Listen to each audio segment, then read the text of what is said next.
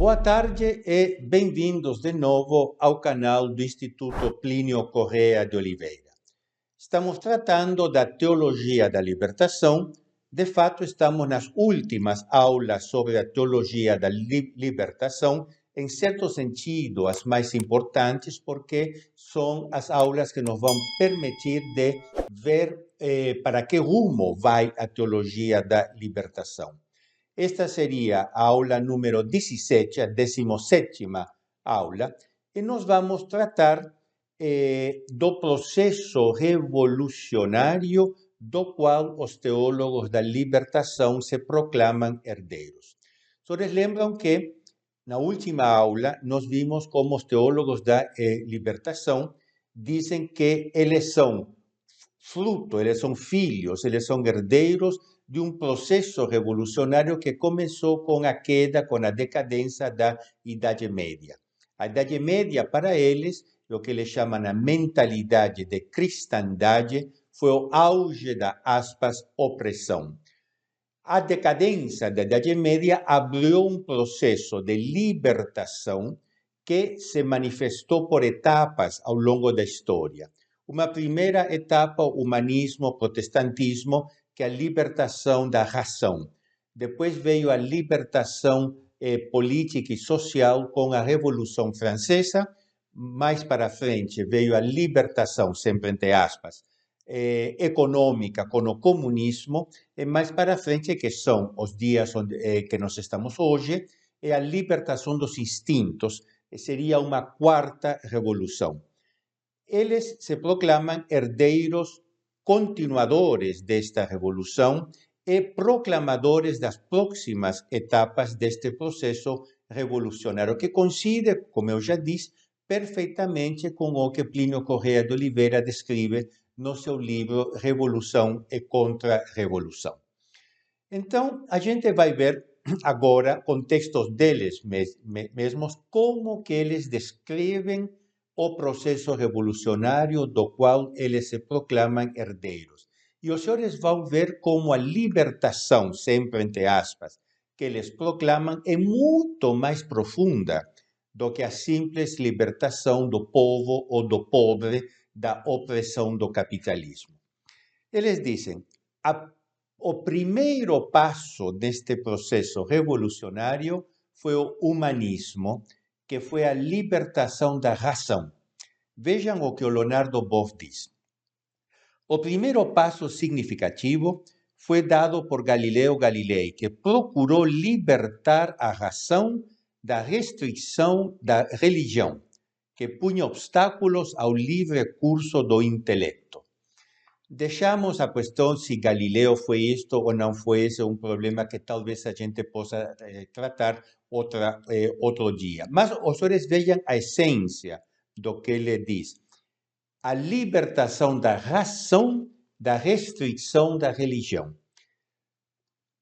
A doutrina católica diz que o homem, com as forças naturais de sua inteligência, pode conhecer algumas verdades, mas primeiro, ele nunca vai conhecer todas as verdades, tem verdades que vão além da capacidade natural do homem. E segundo, ele nunca vai ter certeza absoluta que essa verdade é verdadeira, porque a razão do homem é falível. Então Deus, na sua misericórdia, se revelou, é a revelação, e nos deu uma igreja que tem um magistério. O magistério infalível da igreja nos diz, com autoridade que vem de Deus mesmo, isto é verdade, isto é um erro. Então, a igreja, a revelação e a igreja nos mostram verdades que a nossa razão natural nunca poderia ter escogitado, por exemplo, o mistério da Santíssima Trindade, e nos confirma com autoridade, que, como eu disse, vem de Deus, a veracidade de algumas verdades. Mas o homem humilde e o homem puro se submete a este magistério, se submete a Deus, porque sabe que Deus é Deus. O homem rebelde e impuro se rebela diz, por que Deus tem que me dizer o que é verdade ou o que não é verdade? Por que a igreja tem que me ensinar o que é verdade ou não? Eu sou livre. É a libertação da razão da religião. Vocês vejam quanto é profunda esta pseudo-libertação proclamada pelos teólogos da libertação. Então, o humanismo é o primeiro passo. Segundo passo, muito ligado com o humanismo, é a mesma época, o protestantismo. Vocês lembram que Lutero, o fundador do protestantismo, dizia: por que a igreja tem que me ensinar as coisas? Eu sou livre, a minha consciência pessoal, individual, é soberana. Eu leio a Bíblia e Deus me ilumina diretamente, sem nenhuma mediação. É a libertação da consciência individual da autoridade da igreja. O teólogo da libertação, Joseph Holland, diz: a reforma protestante enfraqueceu ulteriormente a velha cultura medieval, colocando no centro a consciência individual, privada, minando o poder da igreja institucional. Vocês vejam que é fruto do orgulho. Eu quero ser soberano. O que eu penso, essa é a minha verdade. Que foi o que Lutero disse. Bom, eu vou ter que ir um pouco mais rápido. O terceiro ponto, aqui pouco, eu vou ter que explicar algumas coisinhas um pouco doutrinais, mas vocês vão entender. O iluminismo, a libertação do pensamento. A igreja sempre tem assumido o que se chama a filosofia aristotélico-escolástica ou a filosofia clássica. Esta filosofia toma como base a objetividade do testemunho dos sentidos. Eu me explico. Isto aqui é um lápis. Eu vejo o lápis, eu cheiro o lápis, eu posso até pôr na boca o lápis, eu toco o lápis e eu digo, isto é um lápis. Os meus sentidos me dizem que isto é um lápis. Basado no testemunho dos sentidos, a gente pode começar a raciocinar. Então, é por isso, e isso é de sentido comum, é por isso que a filosofia clássica, a filosofia chamada aristotélico-tomista, Aristóteles, São Tomás de Aquino, é chamada também a filosofia do bom senso, porque toma a realidade como objetiva e de bom senso. Ao menos que eu tenha um defeito físico, nos meus olhos, por exemplo, ou um defeito mental, eu sou doido, eu vou ver sempre a realidade. E isso oferece ao homem que entra nesta lógica uma serenidade absoluta, porque sabe sempre que está trabalhando com os dados dos sentidos sobre os quais a razão depois trabalha. Por quê? Quando eu vejo este lápis, a minha mente abstrai a ideia de lápis. E eu conheço a ideia do lápis que corresponde à realidade deste lápis. É o que se chama adequatio intellectus et rei, a adequação da minha ideia à coisa. Esta é a filosofia aristotélico-tomista. Pois bem, é também chamada, como eu disse, a filosofia do bom senso, porque isto é de bom senso. O pensamento iluminista moderno diz não, por que eu tenho que acreditar no testemunho dos meus sentidos? E aí, então, o padre Gustavo Gutiérrez, fundador da teologia da libertação, cita dois filósofos, René Descartes e Immanuel Kant. Descartes o que dizia? Como que eu posso ter certeza que isto é um lápis? Quem me diz que isto aqui não é uma ilusão, é um sonho? Quem me diz que eu existo? Quem me diz que eu não sou um sonho? Quem me diz que esta mesa que eu tenho aqui na minha frente existe? Eu não posso ter certeza. Então, ele lançou a filosofia da dúvida sistemática.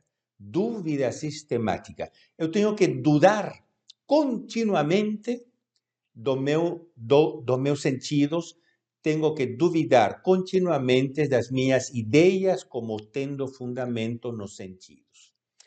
É a dúvida sistemática. Bom, a um certo ponto eu digo, mas eu estou pensando, portanto existo. Cogito ergo sum. Eu penso, logo existo. Mas vocês vejam que a existência, para Descartes, é uma conclusão após um processo de dúvida sistemática que a um certo ponto diz, bom, estou pensando, portanto existo, cogito ergo sum, que é o contrário da filosofia aristotélico-tomista clássica, a filosofia do bom senso, que diz, eu existo porque eu sinto que eu existo. Eu estou falando, eu estou vendo a mim mesmo na tela, no meu computador, diante de mim, eu sei que eu existo, eu não preciso pensar. Ora, isto introduziu uma frenesia no homem moderno, porque se a gente tem que duvidar continuamente do que a gente está vendo, a gente fica gaga. Pois bem, Descartes é exatamente o primeiro filósofo que o padre Gustavo Gutiérrez diz que é precursor da teologia da libertação. Olhem só, Descartes pôs a primeira pedra de uma reflexão filosófica que, sustentando no conhecimento o primado do pensamento das ideias claras e distintas, ressalta os aspectos criativos da subjetividade humana. Aspectos criativos. Eu não sou mais ligado à realidade. Se eu quero chamar isto de um elefante, se eu quero chamar isto de uma onça, eu chamo, porque a minha subjetividade é criativa. Senhores, vejam quanto é profundo e quanto é satânico isto. Porque a realidade foi criada por Deus. Eu não questiono a realidade, eu não questiono que isto é um lápis. Porque questionar que isto é um lápis significa questionar a realidade. Bom, Descartes questiona a realidade e, como o Gustavo Gutiérrez diz, liberta a criação da subjetividade humana. Eu posso pensar o que eu quiser. O segundo filósofo que ele cita nessa linha é o Emmanuel Kant. Kant é muito difícil de ler. De fato, nem ele mesmo entendia o que ele falou, tanto não entendia que ele morreu gaga, morreu num manicômio, porque a maioria destes filósofos modernos, dito seja de passo, morreram no manicômio porque a filosofia deles leva à gagueira, leva à loucura. Immanuel Kant, o que ele diz? Eu vou ser muito sintético. Como eu disse, a nociologia clássica, quer dizer, a teoria do conhecimento clássica, diz que eu acredito na testemunhança nos meus sentidos, no testemunho de meus sentidos. Isto é um lápis, porque eu toco, eu sinto, eu vejo, etc. Portanto, é um lápis. E a ideia que eu faço deste lápis corresponde com o objeto, adequatio intellectus et rei. Emmanuel Kant diz que isto não é demonstrável. Portanto, eu nunca posso ter certeza que o que eu tenho na cabeça corresponde à realidade. Eu tenho ideias e a única coisa que eu posso conhecer são as minhas ideias. Eu não posso conhecer a realidade. Ora, se eu não posso conhecer a realidade é o que eu quiser que seja. Porque não sou eu que me devo adequar à realidade. Se eu quero ser um passarinho, eu me faço a ideia, eu sou um passarinho, pronto, sou um passarinho. porque a ideia que eu tenho não tem por que corresponder à realidade objetiva. E Gutierrez diz, para Kant, não são os conceitos que devem regular os objetos. Quer dizer, não é a minha ideia que corresponde à ideia objetiva. Bom, a certo ponto, o próprio Kant diz, bom, eu vou virar Gagá. Portanto, por imperativo categórico, que ele chama, eu vou acreditar na realidade. Mas não é que seja assim, que eu tenho que acreditar para não virar Gagá. Bom, ele virou Gagá, ele ficou louco e morreu num manicômio. Mas os teólogos da libertação dizem, isto começou a libertação da inteligência do homem, começou a libertação do espírito do homem, da opressão da realidade. Quais são os próximos passos? Queridos amigos, fiquem sempre no canal do Instituto Plínio Corrêa de Oliveira. Isso nós vamos ver na próxima aula. Até logo.